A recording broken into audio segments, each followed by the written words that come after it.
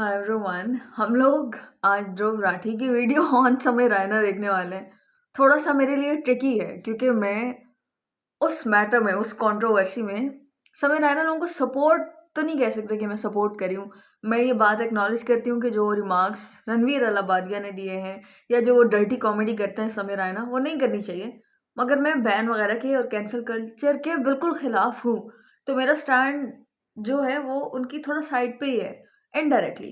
खैर, तुम लोग सबको ये भी पता है कि मैं Dhruv Rathee, I love his work, I listen to him, I enjoy his videos, और मैं उनका सारा काम एक्नॉलेज करती हूँ और मैं पसंद करती हूँ और मैं I stand by his agenda और whatever you call it.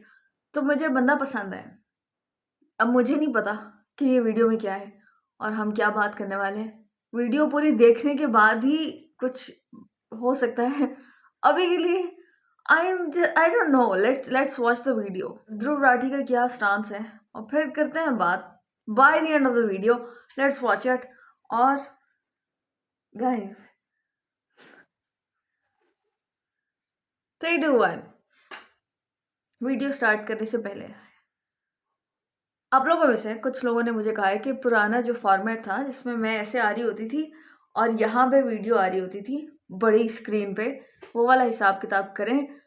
लोगों को वो वाला पसंद है।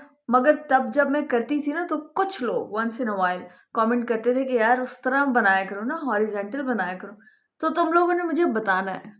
तुम लोगों का सिर्फ इतना सा काम है कि मुझे बताओ वीडियो में कि तुमको कैसे वीडियो चाहिए। तुमको हॉरिजेंटल पसंद है, तुमको वर्टिकल पसंद है, तुमको कैसे पसंद है, ठीक है? और फिर हम उस तरह कर लेंगे। Let's watch the video. 3 2 1। समय रैना को मां बहन की भद्दी गालियां देते हुए कह रहे हैं कि औरतों की इज्जत करना सीख। रणवीर अलाहाबादिया को डेथ थ्रेट्स और गालियां देते वक्त कहा जा रहा है कि तू हमारी संस्कृति का आदर करना सीख। इसे सुनकर ये रिप्रेस्ड लोग आपस में खी खी खी खी करते हुए हंसते हैं कि अरे ध्यान से सुना तूने, उसने कान नहीं बोला, उसने कुछ और बोला, हा हा हा। चढ़ते सूरज को सबका सलाम था, करोड़ों व्यूज को सबका सलाम था, क्रिंज कंटेंट को सबका सलाम था। लेकिन अब एक क्रिंज जोक के बाद रणवीर और समय सभी के लिए अछूत बन गए। फिल्म स्टार्स का तो आजकल काम ही यही है कि इलायची के नाम पर गुटखा बेचना। हमें मत कहो कि हम कोई इंस्पायरिंग फिल्में बना दे। 15 अगस्त और 26 जनवरी पर 2 ट्वीट कर देते हैं, वही बहुत। उसके अलावा क्या हमने देश का ठेका उठा रखा है? फिल्म ही तो है, गाना ही तो है, जोक्स ही तो है। सरकार ने लॉ एंड ऑर्डर का मजाक बनाकर रख दिया है। कोई भी किसी को जान से मारने की सोशल मीडिया पर धमकी देता है, कुछ नहीं होता। क्रिमिनल्स को बिग बॉस में जगह मिलती है, कुछ नहीं होता। लेकिन रणवीर के एक अश्लील जोक मारने पर पुलिस उसके पीछे ही पड़ जाती है। नमस्कार दोस्तों, यूट्यूबर रणवीर अलाहाबादिया के द्वारा पूछा गया एक ऑब्सीन और भद्दा सवाल देश की सबसे बड़ी कंट्रोवर्सी बन गई। क्या हो गया रणवीर भाई को? और would you join in once and stop it forever? इस एक सवाल पर महाराष्ट्र से लेकर असम तक अलग अलग स्टेट्स में मल्टीपल एफआईआर दर्ज कराई गई। चीफ मिनिस्टर्स ने स्टेटमेंट दी। बहुत भद्दे तरीके से कुछ चीजों को कहा गया है, प्रेजेंट किया गया है। सुप्रीम कोर्ट तक में प्ली फाइल करी गई और समय रैना का ये शो इंडियाज गॉट लेटेंट, इसके सारे एपिसोड्स यूट्यूब से हटा दिए गए। मीडिया में जो हंगामा मचाया जा रहा है वो अलग ही लेवल का है। इस शो के एडिटर को देखिए किस तरीके से ट्रीट किया गया।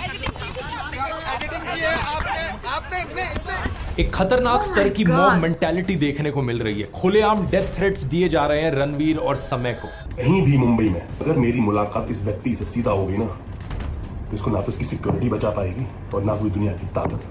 14 फरवरी को पुलिस रणवीर के घर तक पहुंच जाती है। घर पर ताला लगा हुआ मिलता है। रणवीर का फोन स्विच्ड ऑफ था। रणवीर ने एक इंस्टाग्राम पोस्ट करके कहा कि मेरी टीम और मैं अथॉरिटीज के साथ कोऑपरेट कर रहे हैं। मैं ड्यू प्रोसेस को फॉलो करूंगा। माँ बाप को लेकर मेरा कमेंट इनसेंसिटिव और डिसरिस्पेक्टफुल था। मैं जेन्युइनली सॉरी फील कर रहा हूँ। इससे पहले भी रणवीर एक वीडियो के जरिए अपनी अपॉलॉजी दे चुके हैं। अपनी पोस्ट में आगे बताते हैं कि इन्हें जान से मारने की धमकियां मिल रही हैं। लोग इनकी फैमिली को भी चोट पहुंचाना चाहते हैं। कुछ लोग पेशेंट बनकर इनकी मां के क्लिनिक में घुस गए। इन्होंने लिखा कि मैं बहुत डरा हुआ हूं और नहीं जानता कि क्या करना है, लेकिन कहीं भाग नहीं रहा। समय रैना ने भी ट्वीट करके बताया कि जो कुछ हो रहा है मेरे लिए हैंडल करना बहुत मुश्किल हो रहा है। मैंने अपने चैनल से इंडियाज गॉट लेटेंट के सभी एपिसोड्स हटा दिए हैं। लेकिन बात सिर्फ इन दोनों की नहीं है। महाराष्ट्र के साइबर सेल ने बताया कि उन्होंने 30 से 40 लोगों पर केस फाइल किया है। वो लोग जो इस शो के गेस्ट रहे थे फर्स्ट एपिसोड से लेकर। जाहिर सी बात है, ऐसे में सवाल उठता है, क्या इस तरीके का रिएक्शन ऐसी चीज के लिए जायज है? इंडियाज गॉट लेटेंट शो में जो गाली गलोच वाली कॉमेडी दिखाई जा रही थी उसका क्या असर पड़ता है समाज पर, आइए समझते हैं आज के इस वीडियो में।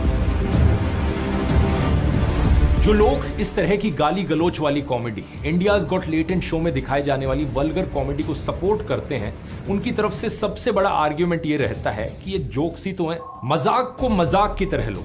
अगर कोई इन्हें कॉल आउट करता है, कहता है कि इस तरीके के जोक्स नहीं करने चाहिए, तो ये जवाब देते हैं कि इतना वोक क्यों बन रहे हो। इनफैक्ट जब अनुराग ठाकुर ने गोली मारो वाला स्लोगन दिया था, उस हेट स्पीच केस में जज ने भी यही कहा था कि इन्होंने तो स्माइल करते हुए बोला था, इसलिए चलता है। चलता है मजाक है, चलता है मजाक है, मजाक है मजाक। यही चीज लोग फिल्मों के लिए भी कहते हैं जब मैं इस टाइप की फिल्मों को क्रिटिसाइज करता हूं। अरे फिल्म ही तो है, क्या फर्क पड़ता है। गाने वाले कहते हैं कि गाना ही तो है, क्या फर्क पड़ता है। कॉमेडियंस कहते हैं कि जोक्स ही तो है, क्या फर्क पड़ता है। लेकिन सच्चाई ये है दोस्तों कि फर्क पड़ता है। कोई भी इंसान अपने एनवायरनमेंट का प्रोडक्ट होता है। इस चीज की बात मैंने अपने कई पुराने वीडियोस में भी करी है। ज्यादातर लोग, चाहे वो 18 साल से कम उम्र के हों या ज्यादा के हों, उनका माइंड बहुत फ्रेजाइल होता है। अगर फिल्म्स, गाने, web series, jokes, YouTube videos, इन सब से फर्क नहीं पड़ता तो क्या कोई बच्चा पैदा होते ही अपने जीन्स में सब कुछ लेकर आता है क्या? ऑब्वियसली ऐसा नहीं है। इनफैक्ट जो ट्रेड्स जेनेटिक होते हैं, उनके जीन एक्सप्रेशन में भी एनवायरनमेंट का रोल होता है। इसके पीछे की साइंस किसी और वीडियो में समझ सकते हैं। अभी मैं आपको सीधा डायरेक्ट एग्जाम्पल के साथ समझाता हूँ। पिछले साल मैंने एल्विश यादव को लेकर एक वीडियो बनाया था जिसमें मैंने कॉल आउट किया कि कैसे एल्विश और उसके दोस्त किस तरीके से कुछ रशियन सेल्स गर्ल को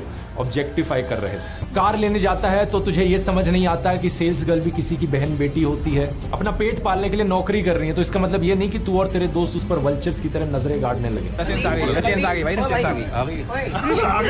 कपिल शर्मा ने भी अपने फैमिली कॉमेडी शो पर रशियन लड़की का रेट पूछा था। आपने बताया नहीं आप कहाँ से आई हैं? I'm from Russia. Russia? Yeah. Russian? Yeah. 15,000। ऐसी ही छिछोरापंती का एक और सैंपल देखिए। हम इंडिया से है पर संस्कार हमें रशिया के पसंद। एक तीसरा वीडियो जिसका टाइटल लिखा है कपिल के लिए अक्षय कुमार ने लेकर आए एक पर एक खूबसूरत रशियन लड़कियां। अच्छा, ये लड़कियां भी तभी बाहर निकलती हैं जब अक्षय बाजी बाहर निकलते हैं, वरना मार्केट में अवेलेबल नहीं है ये सच में। मुझे पता नहीं था कि अक्षय कुमार लड़कियों का ये काम भी करते हैं। हर्ष गुजराल ने तो सारी हदें पार कर दी, इस चीज को अपना सिग्नेचर डायलॉग ही बना दिया। 6,000 में रशियन मिल जाती है। 6,000 रुपए में तो रशियन आ जाती है। 6,000 में तो रशियन आ जाती। 50,000 का रूम ले रखा तुमने, सब कितनी रशियन आ जाती है उसमें। इन सब लोगों के चलते देखते ही देखते सोशल मीडिया पर इतने सारे कॉमेडी वीडियोस हो गए जिसमें 6,000 रुपए में रशियन की बात कही गई, और इसकी वजह से रियल लाइफ इंपैक्ट क्या पड़ा ये देखिए। पुलिस को बुलाना जरा। ना नहीं पुलिस को बुलाना। तो क्या बोला? मैं सुना मैंने 6,000 INR। Indian YouTuber Mithilesh backpacker अपनी पत्नी के साथ उदयपुर गए थे। उनकी पत्नी लीजा रशिया से है, साथ में उनका बच्चा भी था। कुछ आदमी उन्हें फॉलो कर रहे थे और फिर पास आकर यही चीज कहते हैं, 6,000 रुपए। 6,000 INR फैमिली के साथ जा रहा हूँ। अभी मैं फैमिली के साथ जा रहा हूँ, मेरे पास रशियन है। 6,000 INR। ये इकलौता ऐसा इंसिडेंट नहीं था। जरा ये देखिए जहां कोई रशियन ब्लॉगर इंडियन लोगों के साथ बात करती है। मेरे पास एक सवाल है, आप रशियन लोगों के बारे में क्या सोचते हैं? रशियन 6,000 रुपए। एक और रशियन कंटेंट क्रिएटर पोलिना, जिनकी इंडिया में शादी हुई है, उन्होंने भी लल्लन टॉप से बात करते हुए बताया कि उन्हें ऐसे 6,000 रुपए वाले मैसेजेस और कमेंट्स आते हैं। कमेंट्स अच्छा नहीं, 6,000 4,000 बहुत ज्यादा comments, but I don't care. I mean ये लोग बोला 6,000 लेकिन ये लोग के साथ 6,000 नहीं। अब समझ में आया इस सो कॉल्ड डैंग कॉमेडी का क्या असर होता है। समय रैना का इंडियाज गॉट लेटेंट शो भी ऐसी ही गाली गलोच, अश्लीलता और बकवास से भरा हुआ था। रोस्ट के नाम पर एक दूसरे शो में औरत को कुतिया कहा जाता है। यार दे देना जोरावर को वो कुतिया, उसकी लाइफ में कोई कुतिया।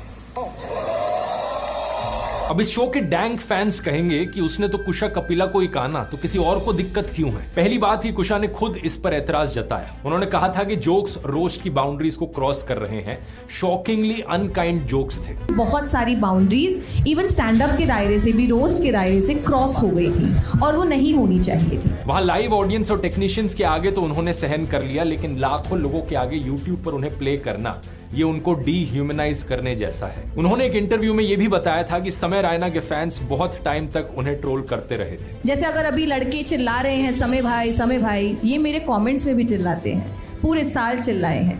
अभी इस बात का मुझे इतना फर्क नहीं पड़ता, पर जब ये आया था तो बहुत फर्क पड़ता था। दूसरी बात, भले ही रोस्ट किसी एक स्पेसिफिक लड़की का हो रहा हो, लेकिन किसी औरत को बिच या गोल्ड डिगर कहना ये सीधे सीधे एक टॉक्सिक मैस्कुलिनिटी के बनाए गए स्टीरियोटाइप को रीइंफोर्स करता है। औरतों के खिलाफ ऐसी भाषा का प्रयोग करना उस चीज को नॉर्मलाइज करता है। जो लोग इस कॉमेडी को देखते हैं वो बाहर असल जिंदगी में जाकर यही शब्दों का प्रयोग करते हैं औरतों के खिलाफ। यही बात गुरलीन पन्नू के केस में भी है। कोई लड़की जिसकी रोबस्ट फिजिक है उसे मर्द कहकर चिढ़ाना ये भी एक रिग्रेसिव सोच का सिम्टम है। शो को देखने वाली ऐसी और लड़कियां, उनकी सेल्फ इमेज पर क्या इंपैक्ट पड़ेगा, यही बात फिल्मों पर भी एप्लीकेबल है। किसी के मोटापे का, किसी की कम हाइट का, किसी के काले रंग का, किसी की गरीबी का, डिसेबिलिटी का मजाक उड़ाया जाता है और ऐसा करने से करोड़ों लोगों की सेल्फ इमेज की धज्जियां उड़ जाती है। जो लोग एक्चुअली में छोटी हाइट के हैं, मोटे हैं, काले रंग के हैं, डिसेबल्ड हैं, उनको बुली किया जाता है असल जिंदगी में, क्योंकि ऐसे जोक्स ने इन चीजों को नॉर्मलाइज कर दिया है। एक बार समय रैना ने ऐसा ही जोक किया एक गरीब बच्चे पर। एक गरीब बच्चा है मेरे पास, ठीक है, तो मैंने उसको ऐसे ही ना आउट ऑफ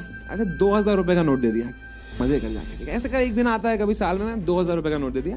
जैसे मैंने उसको 2000 रुपए का नोट दिया ना, उसके 10-15 दोस्त बच्चे आए, भागे, उसको हाथ पकड़ा, उसका खींच रहे, उससे पैसे धक्का मार रहे, वहां लड़ाई हो गई। वहां पे एक बच्चा प्लेटफॉर्म से नीचे गिर गया, पटरियों पे एक ट्रेन आके उसको कुचल के चली गई।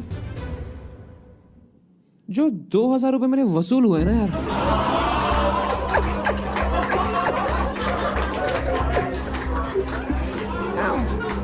मजा ही आ गया भाई देख के।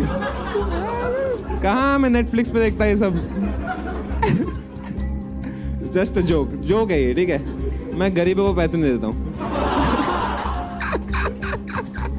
इस जोक से क्या हो रहा है? गरीबों को डीह्यूमनाइज किया जा रहा है। बच्चों की मौत पर जोक मारना नॉर्मलाइज किया जा रहा है। कुछ लोग इसे डैंक ह्यूमर कहेंगे, लेकिन असलियत में ऐसे सो कॉल्ड जोक्स का सिर्फ मकसद होता है ऑडियंस को शॉक करना। ऐसी भद्दी चीजें कहो जिसे सुनकर कोई भी इंसान शॉक्ड हो जाए कि ऐसी भी चीज कोई कह सकता है। रणवीर अलाबादिया ने जो अपना सवाल पूछा था, जिसकी वजह से ये सारी कंट्रोवर्सी शुरू हुई, उसका मकसद भी सिर्फ लोगों को शॉक करना था। ऐसी भद्दी चीजें कहो जिसे सुनकर लोग शॉक होए, अपने दोस्तों के साथ शेयर करें, व्यूज बढ़े, एंगेजमेंट बढ़े। इसी से ही मिलती जुलती चीज है रेज बेटिंग, जिसका मतलब है कि ऐसे ही मजे के लिए जानबूझकर कुछ ऐसा करो या कहो जिसे सुनकर लोगों को गुस्सा आ जाए। समय ने समय समय पर रेज बेटिंग का भी बहुत प्रयोग किया है, जैसे कि ये वाला उदाहरण। लोग पटाखों के खिलाफ बोल रहे थे तो समय खूब सारे पटाखे जलाने की बात करेगा, दूसरों को चिढ़ाने की कोशिश करेगा, चैलेंज करेगा कि रोक सको तो रोक लो। इसी सेम टैक्टिक का इस्तेमाल सभी घटिया से घटिया रियलिटी टीवी शोज भी कर रहे हैं, बिग बॉस जैसे। ऐसे लोगों को इनवाइट करो शो पर जिन्हें देखकर लोगों को गुस्सा है, लोग शॉक हो जाए जिन्हें देख। राखी सावंत, एल्विश यादव, महीप सिंह, पूनम पांडे, रजत दलाल, उर्फी जावेद, जो काम ये घटिया टीवी शोज कर रहे थे, वही काम इंडियाज गॉट लेटेंट ने भी किया। ये बड़ी ही अनफॉर्चुनेट चीज है कि आज के दिन सोशल मीडिया पर ढेर सारे लोग ऐसे ही चीप शॉर्टकट्स अपनाने की कोशिश कर रहे हैं, फेम पाने के लिए, पैसे कमाने के लिए। गाली गलौज से भरे हुए वीडियोस बनाओ, गुंडागर्दी करो, लोगों के खराब माइंडसेट को अपीस करो या अपनी इज्जत का मजाक बना दो। लेकिन सच बात पता है क्या है दोस्तों? इस तरीके का फेम किसी काम का नहीं है। ये लोग जितनी तेजी से वायरल होते हैं, उतनी ही तेजी से इनका डाउनफॉल भी देखने को मिलता है। सच बात यह है कि सोशल मीडिया पर लॉन्ग टर्म में सक्सेस पाने के लिए आपको मेहनत करनी पड़ती है, और सही नॉलेज, स्किल्स और हार्डवर्क के साथ, बिना गाली गलौज करे, बिना खराब माइंडसेट को अपीस किए, बिना अपनी इज्जत का मजाक बनाए सक्सेसफुल होना पॉसिबल है। इसी चीज को सिखाया है मैंने अपने YouTube ब्लूप्रिंट कोर्स में। 7.5 घंटे का हाईली डिटेल्ड कोर्स जो ना सिर्फ आपको सारी स्किल्स सिखाता है जिनकी जरूरत होगी आपको एक कंटेंट क्रिएटर बनने के लिए, जैसे कि film making, research, video editing, YouTube analytics को समझना, अपनी नीश चुनना, बल्कि इसमें मैं सारे अपने सीक्रेट्स भी समझाता हूं जो मैं अपने 10 साल के करियर में सीखा हूं, जिनके जरिए ये चैनल 0 से 27 मिलियन सब्सक्राइबर्स तक पहुंच गया। देश का one of the biggest educational channels. लेकिन इस कोर्स में मैं सिर्फ अपनी नीश की बात नहीं करूंगा, आपको ढेर सारी अलग अलग नीशेस बताऊंगा जहां पर इस तरीके का सक्सेस आप पा सकते हैं। मैंने खुद व्लॉगिंग की नीश में भी एक सक्सेसफुल चैनल बनाया है, ट्रैवल डॉक्यूमेंट्रीज DW ट्रैवल के लिए भी की है और नेटफ्लिक्स के लिए भी शोज बनाए हैं। और मेरे अंदर कोई स्पेशल बाय बर्थ टैलेंट नहीं था ये सब करने के लिए, सब कुछ ऐसा है जो सीखा जा सकता है। तो अगर आप इंटरेस्टेड है कंटेंट क्रिएशन को एक पार्ट टाइम जॉब या अपना, आपका काइंड मास्टर हैक जो है उसका, वो मुझे बहुत अच्छा लगा। तो कूपन कोड है CREATE40 44 लिंक डिस्क्रिप्शन में मिल जाएगा। अब अपने टॉपिक पर वापस आते हैं। हम बात कर रहे थे चीप कंटेंट की। पूनम पांडे को तो आप जानते ही होंगे। देश के राष्ट्रपति का नाम जेनजी को भले ही ना पता हो, लेकिन पूनम पांडे को सब जानते हैं। वही महान भारतीय नारी जिन्होंने कहा था कि अगर टीम इंडिया मैच जीत गई तो मैं अपने कपड़े उतार दूंगी। सिर्फ इसी के आधार पर ये बन गई इंटरनेट पर्सनैलिटी। क्या कारण है? Shock value. राखी सावंत तो इस सब मामले में सबसे सीजन्ड खिलाड़ी है। शो पर आते ही इन्होंने अपना डैंक ह्यूमर दिखाया। जब ये इंडियाज गॉट टैलेंट में बैठी थी तो मम्मी कैसी हैं, पापा कैसे हैं वाले घटिया जोक्स पर तालियां बजाई जा रही थी। लेकिन एक बड़ा सवाल यहाँ पर ये उठता है कि शॉक वैल्यू वाले जोक्स तो समझ में आ गए, लेकिन ऐसे वल्गर जोक्स क्यों लोगों को इतने पसंद आते हैं? 2-3 हफ्ते पहले ये राखी सावंत वाला एपिसोड मैंने अपने रिसर्चर विजेता दहिया को भेजा था। मैंने उससे पूछा कितना फनी लगा उसे। उसने कहा बिल्कुल 10 मिनट से ज्यादा टॉलरेट नहीं किया गया। मैंने भी कहा मुझे कोई हंसी नहीं आई, लेकिन यहाँ पे 2-3 करोड़ व्यूज आ रहे हैं इस पर। इतने सारे लोगों को ये पसंद आ रहा है, क्या कारण हो सकता है उसके पीछे? असल में हमारे बीच में कॉमन बात यह है कि हम माँ बहन की गालियां नहीं देते। ये सिर्फ वीडियो की बात नहीं हो रही, इवन ऑफलाइन भी नहीं देते। मैं ना गुस्सा आने पर ना दोस्तों के साथ मजाक करते वक्त माँ बहन की गालियां देता हूँ, क्योंकि ये बात मुझे समझ में आती है कि इन गालियों का क्या मतलब है। सीधे तौर पर कहा जाए तो ये गालियां समाज में रेप कल्चर को नॉर्मलाइज करने का काम करती है। ठीक उसी तरीके से जैसे वल्गर फिल्में, वल्गर गाने यही काम करते हैं। जो लोग इस बात को समझते हैं उनका ये गालियां सुनकर ही ऑटोमेटिकली मूड ऑफ हो जाता है। और 25 गालियां देके आप सोचते हो कि मैं इंप्रेस हो जाऊंगा, तो गालियों से इंप्रेस होने का मेरी उम्र निकल चुकी है। मैं 14 साल का नहीं हूं कि मैं गाली सुन के हंसूंगा, हाँ गाली दी उसने यार। I am not impressed by bad language. आप जोक अगर मुझे आप हंसाना चाहते हो तो आप बगैर किसी को चोट पहुंचाए आप मुझे हंसा के दिखाओ तो मुझे मजा आएगा उसका।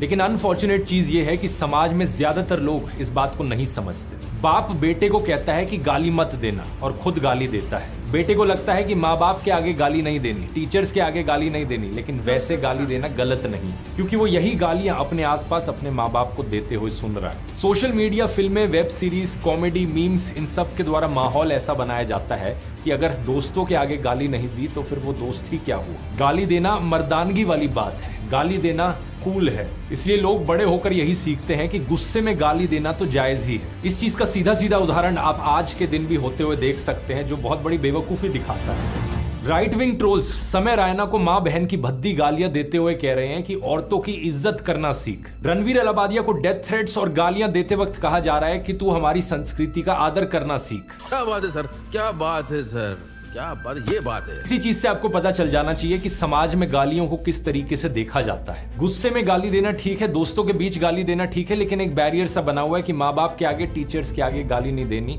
ओपनली नहीं देनी। फिर स्कूल के क्लासरूम में आखिरी बेंच पर बैठा हुआ कोई लड़का मुंह नीचे करके जोर से गाली दे दे, जो सभी लोग सुन ले, तो वो लड़का हीरो बन जाता है अपनी क्लास में। बहुत ही डैंक और कूल। कोई लड़का गाली वाली टी शर्ट पहन लेता है तो उसे लगता है कि बहुत ही डैंक काम कर डाला मैंने। हनी सिंह का गाना आता है पार्टी ऑल नाइट, कान में दम है तो बंद करवा लो। इसे सुनकर ये रिप्रेस्ड लोग आपस में खी खी खी करते हुए हंसते हैं कि अरे ध्यान से सुना तूने, उसने कान नहीं बोला, उसने कुछ और बोला, हा हा हा। जब बादशाह का गाना आता है आजा बेबी आजा गाना बजा दूं, तो उनको मजा आता है कि अरे भाई वो कुछ और बजाने की बात कर रहा था, खी खी खी खी। फिर कोई कहता है कि हनी सिंह और बादशाह की ऐसी तैसी, ये तो डबल मीनिंग में गाली देते हैं, हम तो सीधे बोलेंगे। और ऐसे क्रिंज गाने के 4.5 करोड़ व्यूज आ जाते हैं। बेसिकली ये वही रिप्रेस्ड लोग हैं जिन्हें हनी सिंह के गाने पसंद आते हैं, जिन्हें एल्विश भाई पसंद आते हैं और जिन्हें इस तरीके की डैंक कॉमेडी पसंद आती है। इन्हें चोली के पीछे क्या है गाने पर नाचने में मजा आता है। पूनम पांडे को ये फॉलो करते हैं, भद्दे गाने सुनते हैं,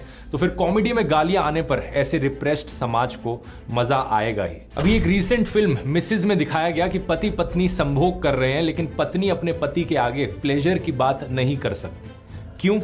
ये होता है रिप्रेशन। जिनका दिमाग 24 घंटे वल्गर ख्यालों से भरा होता है, जो सिनेमा हॉल में न्यूडिटी वाली फिल्में देखने जाते हैं। अगर आप इनसे सीरियसली बात करेंगे ऐसे मुद्दों पर तो ये ऑकवर्ड हो जाएंगे, क्योंकि जब टीनेजर्स छुप छुप कर पॉर्न के जरिए शारीरिक संबंधों के बारे में जानेंगे तो उनका नजरिया उसको लेकर खी करने वाला ही होगा, गिल्ट और ऑकवर्डनेस से भरा। ज्यादातर स्कूलों में बायोलॉजी टीचर्स की हिम्मत तो हुई नहीं कि क्लास में खुलकर सेक्स एजुकेशन की बात करें। ऊपर से अगर कोई film I oh my God 2 जैसी, तो टीनेजर्स के लिए बनाई गई इस फिल्म को CBFC द्वारा एडल्ट रेटिंग दे दी जाती है, इसलिए दिमाग में वो रिप्रेशन बना रहता है। और इंडियाज गॉट लेटेंट वाली डैंक कॉमेडी इसी रिप्रेशन को अपीस कर रही थी। समय जानता था कि रिप्रेस्ड लोगों के आगे अगर मैं गालियां दूंगा तो वो तालियां बजाएंगे। कुछ आलसी फिल्म मेकर्स और हरियाणा की म्यूजिक इंडस्ट्री में भी ये चीज सबको पता है, इसलिए देश की कई इंडस्ट्रीज में गालियां देने का एक कॉम्पिटिशन सा चला हुआ है। कोई समाज में इस गलत माइंडसेट को बदलना नहीं चाहता, हर कोई उसे अपीस करना चाहता है अपने फायदे के लिए।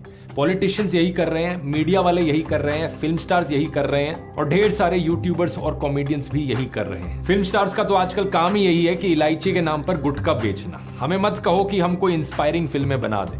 15 अगस्त और 26 जनवरी पर 2 ट्वीट कर देते हैं, वही बहुत है। उसके अलावा क्या हमने देश का ठेका उठा रखा है? फिल्म ही तो है, गाना ही तो है, जोक्स ही तो हैं। मीडिया वाले और पॉलिटिशियंस तो सबसे बड़े अपॉर्चुनिस्ट हैं इस पूरी कंट्रोवर्सी। जब तक रणवीर अलाबादिया सरकारी पॉलिटिशियंस का इंटरव्यू ले रहा था, उन्हें प्रमोट कर रहा था, तब तक सब कुछ सही था। सरकार को भी मजा आ रहा था, प्रधानमंत्री मोदी उसे क्रिएटर का अवार्ड दे रहे थे। लेकिन जैसे ही एक कंट्रोवर्सी यहां पर हुई, लोगों का गुस्सा रणवीर के खिलाफ आया।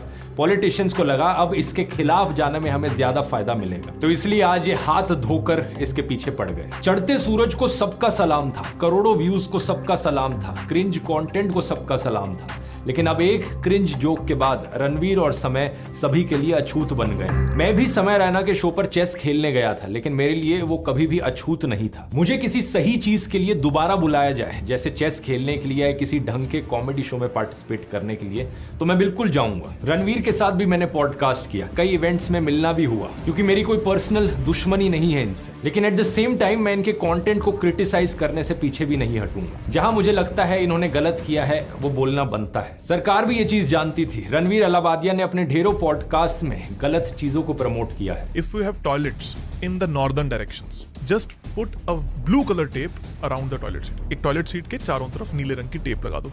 ईस्ट में है तो ग्रीन लगा दो, साउथ में है तो रेड लगा दो और वेस्ट में है तो व्हाइट लगा दो। हो गया सोल्यूशन, कोई तोड़ फोड़ नहीं है। लेकिन अब हंसी आती है देखकर कि अर्नब गोस्वामी जैसे लोग रणवीर को कहते हैं कि रणवीर हिंदुइज्म को कमोडिफाई कर रहा है। And he has presented Hinduism in a way that he feels is sellable. क्यों अर्नब गोस्वामी, तुम्हारे गोदी मीडिया चैनल्स ने भी तो यही किया है कितने सालों से। कहीं ऐसा तो नहीं कि अर्नब तुम्हें इस बात से जलन है? जिस रिग्रेसिव माइंडसेट को अपीस करके तुम टीआरपी बटोरते थे, उसी रिग्रेसिव माइंडसेट को अपीस करके रणवीर व्यूज बटोर रहा है। कुछ लोग इस कंट्रोवर्सी के बाद मीडिया से सवाल कर रहे हैं, क्या मीडिया के पास और कोई असली मुद्दा नहीं बचा जिसके बारे में वो बात कर सके? क्या यही एक मुद्दा रह गया है? मैं यहाँ पर पूछना चाहूंगा कि आखिरी बार कब इस मीडिया ने जनता के मुद्दे उठाए थे? कभी ये बिग बॉस का अपडेट दे रहे थे, तो कभी IIT बाबा का प्रोग्राम चला रखा था। लेकिन जरा लुक देखिए, बहुत चेंज्ड लुक में अब बाबा नजर आ रहे हैं। उससे पहले अभिनव बाबा की तहकीकात बिठाई हुई थी। मुझे फर्क नहीं पड़ता कि जमाना क्या कहता है। आखिर कब इन्होंने हसदेव निकोबार जंगल के ऊपर खतरे की बात करी है? कब इन्होंने आदिवासियों या दलितों के मुद्दे उठाए हैं? कितने मीडिया चैनल हैं जो किसान नेता जगजीत सिंह के आमरण अनशन और उनकी डिमांड्स की बात कर रहे हैं?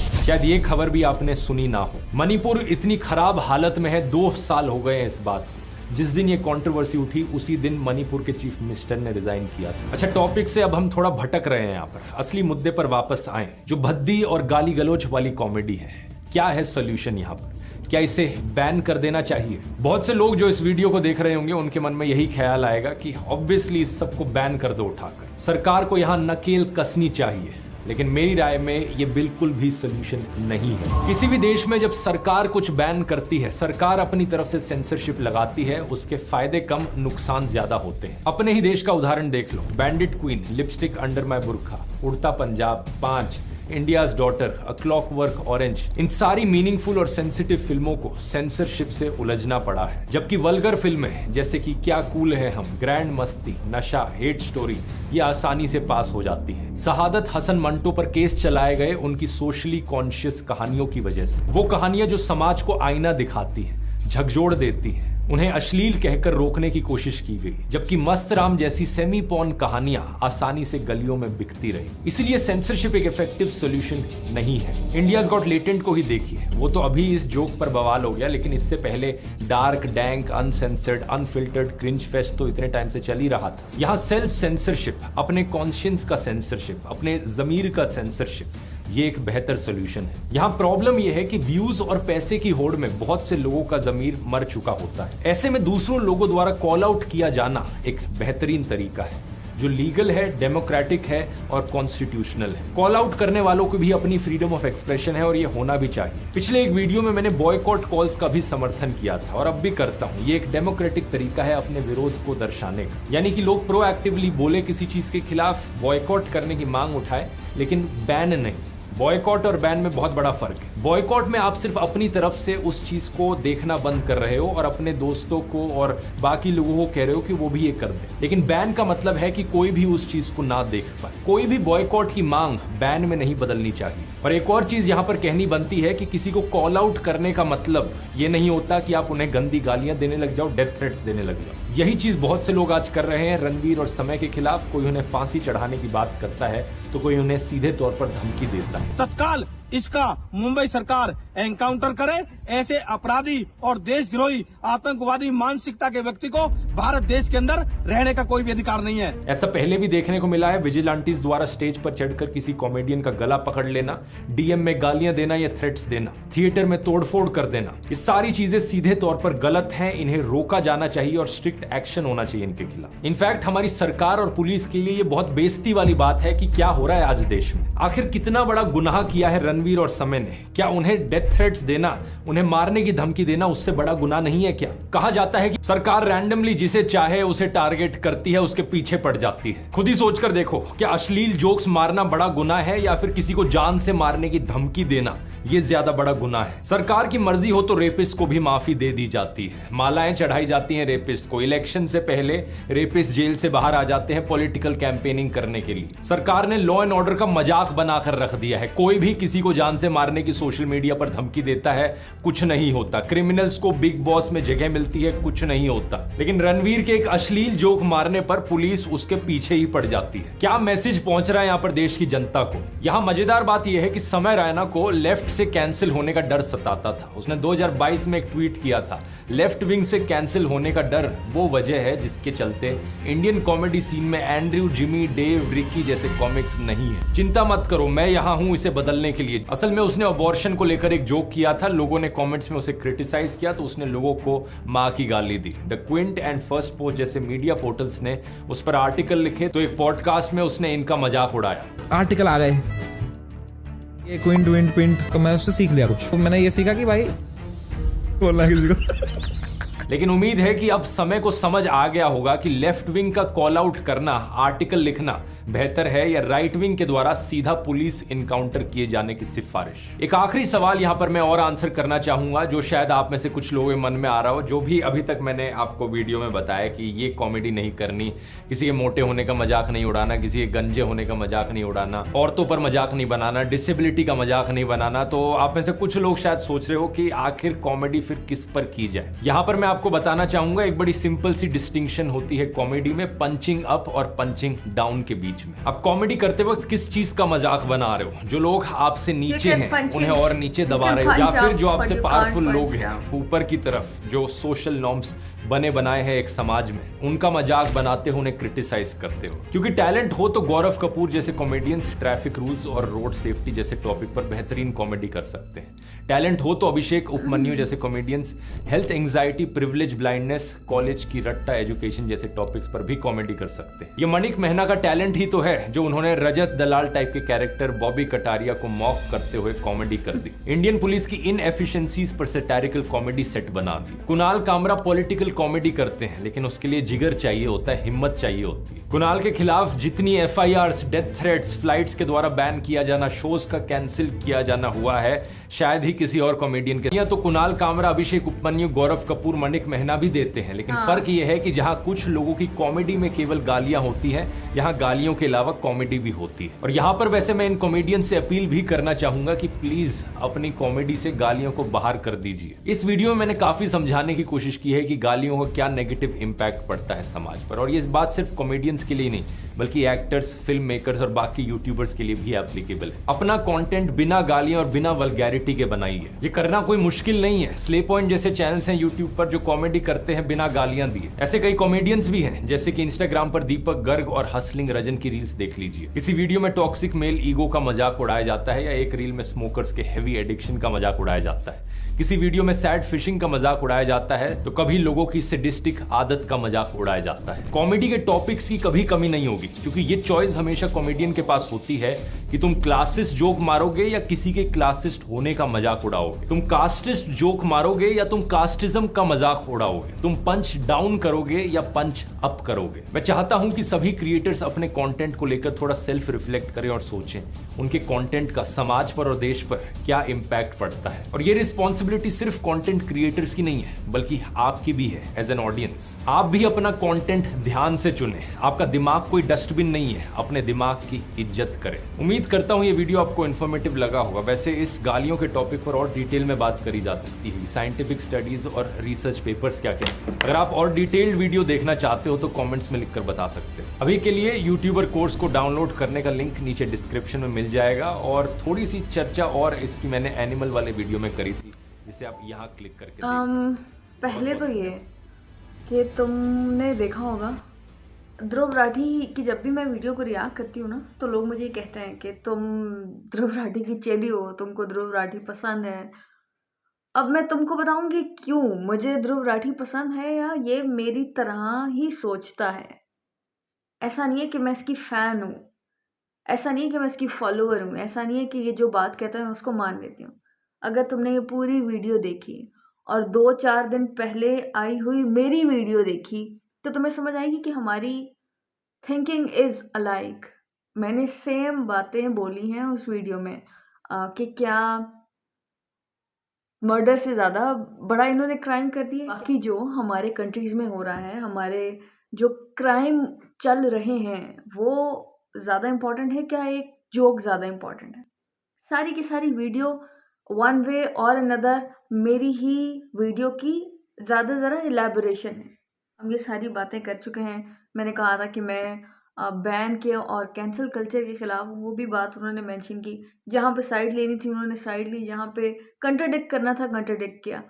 एक बात जो एडिशनल इस वीडियो में थी, गालियों का इम्पैक्ट और नेगेटिविटी का इम्पैक्ट। पहले तो मैं ख़ुद को क्लियर भी करूँगी और मैं अपोलोजाइज़ भी करूँगी। क्लियर इस तरह के मैंने इंडियाज़ गॉट टैलेंट को रिएक्ट किया था और मैं कॉमेडी जब मुझे सजेशन आ रही होती है तो मैं देख लेती हूँ। मैंने इवन एलविश यादव के गानों को भी रिएक्ट कर लेती हूँ। मगर तुमने ये देखा हो कि मैं कभी भी नहीं हंस रही होती। मैं कभी भी बुरे जोक पे, गंदे जोक पे कभी भी नहीं हंसी। मुझे हंसी नहीं आती क्योंकि मुझे नहीं लगता कि वल्गैरिटी इज़ फ़नी। और नीचे कमेंट्स में लोग कहते हैं कि मेरी sense of humour is very elite, I am a funny person. अगर आप मुझे ज़ाहिर है इन पर्सन तो जानते ही नहीं है, but I am very funny और मुझे ह्यूमर पसंद है। मगर शर्त ये कि ह्यूमर होनी चाहिए। मैं किसी गाली पे आपको हंसती हुई नज़र नहीं आऊँगी, मैं किसी गंदे जोक पे, फजूल जोक पे हंसती हुई नज़र नहीं आऊँगी। और आप लोग हमेशा ये भी कहते रहे कि क्यों तुम ये जोक्स को सेंसर कर देती हो, क्यों इनकी आवाज़ बंद क्यों होती है। क्योंकि मेरी फैमिली भी देख रही होती है, क्योंकि बाकी लोग भी देख रहे होते हैं। और एटलीस्ट मैं लोगों को ऐसे नज़र ही नहीं आना चाहती कि मैं उन गंदे जोक्स को सुन रही हूँ। ऑब्वियसली मेरे सामने से गुजरते हैं, मैंने उन जोक्स को कभी भी इंजॉय नहीं किया। मगर मैं ये रिग्रेट कह लो, मैं अपोलोजाइज़ करती हूँ कि मैंने उनको सुना या मैं इंडियाज़ गॉट टैलेंट को रिएक्ट करती हूँ। मुझे ऐसे लगता है कि क्योंकि सजेशन इतनी ज़्यादा होती है और वो ट्रेंड कर रहा होता है तो मुझ पर थोड़ा सा प्रेशर तो होता है। मुझे होता है चलो देख लेते हैं। उनमें कुछ लोग आते हैं जिनको मैं अप्रिशिएट भी करती हूँ। कुणाल कामरा भी आए थे, 1-2 और कॉमेडियंस आए थे जिनको मैं सुनती हूँ। अपमन्यु नहीं आए थे। तो मुझे वैसे जहाँ तक मेरा सपोर्ट है, मुझे नहीं उनको वीडियोस को रिएक्ट करना चाहिए था, मुझे नहीं सुनना चाहिए था। या फिर अगर मैं उनको रिएक्ट करती भी हूँ तो मुझे स्टार्ट में या एंड पे ये चीज़ कहनी चाहिए कि भाई ये, और मुझे लगता है मैंने कहा भी है। अगर मैंने नहीं कहा तो मैं अभी कह देती हूँ, I don't support dark, it's not dark by the way, I don't support vulgar comedy. I don't support their comments. I don't support Samir Raina's vision, especially जिस तरह की वो बातें करते हैं और जिस तरह की कपिला का उन्होंने जोक्स किया था, दैट वाज सो बैड। बात बिल्कुल ठीक कर रहे हैं ध्रुव कि इन चीज़ों का असर होता है, सेक्सिज्म बढ़ता है, रेसिज्म बढ़ता है, टॉक्सिक मैस्कुलिनिटी बढ़ती है, औरतों की ज़िंदगी और बुरी हो जाती है। ये चीज़ें मैटर करती हैं। इससे कहूँगी कि huge respect to Dhruv Rathee. मुझे वीडियो देख के बहुत मज़ा आया और मैं जब भी इनकी वीडियो देखती हूँ मुझे ये रियलाइज़ होता है कि हाँ, this is why I like him, this is why I support him. और इतनी खूबसूरत वीडियो है और जो बातें मैं बोल रही थी उनको और भी गहराई में उन्होंने किया है। और मैं यही बातें कह रही थी कि एक जोक प्रॉब्लम नहीं है, ये सब लोगों का पर्सनल मैटर है। जाहिर है ये जो भी पॉलिटिशियंस रणवीर अलाबादिया को टारगेट कर रहे हैं उनको ये इशू है कि हमको क्यों नहीं तुमने शायद पॉडकास्ट पे बुलाया था, या उनकी जो अपोजिशन में लोग थे उनको पॉडकास्ट में बुलाया गया था। तो इट्स ऑल पॉलिटिकल। ऑल्सो जो भी डेथ थ्रेट्स दे रहे हैं, मतलब this is horrible and this is like. और हाँ, मैंने ये नहीं सोचा था कि इसका सोल्यूशन क्या होगा। अगर आपने बैन नहीं करना तो कैंसल कल्चर गलत है, मगर आप बॉयकॉट कर सकते हो और यही सबसे बेस्ट सोल्यूशन है। जो चीप ट्रिक्स लगाते हैं ना फेमस होने के लिए, आप उन चीज़ों को ना देखो, उसको व्यू ना दो, तो लोग डिस्करेज हो जाएंगे। डिस्करेज करना लोगों को ज़रूरी है। जो गंदे कामों से, गंदी बातों से, गंदी चीज़ों से फेमस होते हैं उनको डिस्करेज करना ज़रूरी है। अगर उनको व्यूज़ और पैसे और शोहरत मिलती रहेगी तो वो ये लोग कंटिन्यू करते रहेंगे। और ये रशियन वाली बातें और ये सब, और इन्होंने कितने अच्छी मिसालें दी हैं कि जो हर्ष मुझे कभी पसंद ही नहीं आया गुजरात कि वो जब कह रहे हैं कि 6,000 और 5,000, तो ये किस तरह नॉर्मलाइज होता है, इन चीज़ों का असर होता है। It's very important, it's very impactful. इसको देखें, इसको शेयर करें और प्लीज़ अच्छी कॉमेडी करें।